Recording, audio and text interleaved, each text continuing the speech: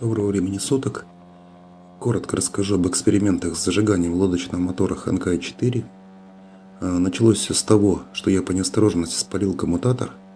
Быстро купить его не получилось. Его я заказал, а пока он едет, взялся ремонтировать неисправный. Модуль неремонтопригодный, плата залита внутри корпуса компаундом. К моему счастью, компаунд оказался мягким, плату я осторожно расковырял и очистил. Неисправным оказался тиристор. Его я заменил, мотор завелся. Для проверки работы зажигания я собрал простой стробоскоп в корпусе от канцелярского маркера. Стробоскоп подключил к клеммам катушки зажигания. Конструктивное зажигание четверки из Поднебесной очень простое.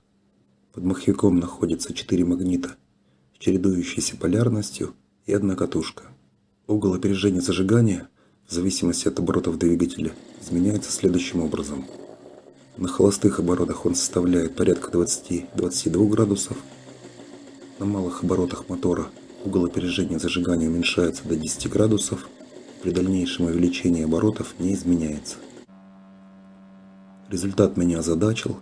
Я ожидал, что угол опережения заводского зажигания в зоне рабочих оборотов будет больше. Тема меня заинтересовала. Я собрал и опробовал, наверное, около десятка схем. Через месяц на моторе появилось другое зажигание с управляющей катушкой. С зажиганием, собранным по этой схеме, угол опережения не уменьшается на рабочих режимах мотора и составляет порядка 22-25 градусов. Схема поместилась в штатную коробку коммутатора. Дополнительная катушка управления формирует импульс, фронт которого отпирает тиристор. Ее я намотал поверх заводской катушки. Обмотка содержит 120 витков медного провода диаметром 0,18 мм. Диодный мост значительно упрощает схему. Сопротивление резистора R1 при подборе увеличивал до тех пор, пока не получил искру при медленном проворачивании мотора ручным стартером. Элементы схемы не греются, визуально искра жирная. Пускается мотор, как правило, с первой потяжки. По динамике результат интересный.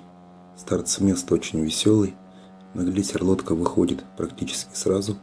Максимальная скорость ранее была 21 км в час.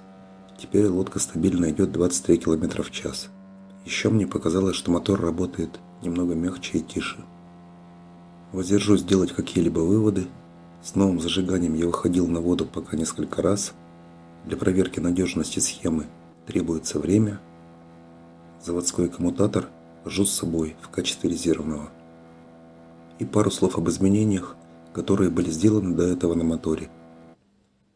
Гребной винт переточен, его лопасти имеют сегментный профиль. На эту тему есть ролик на канале.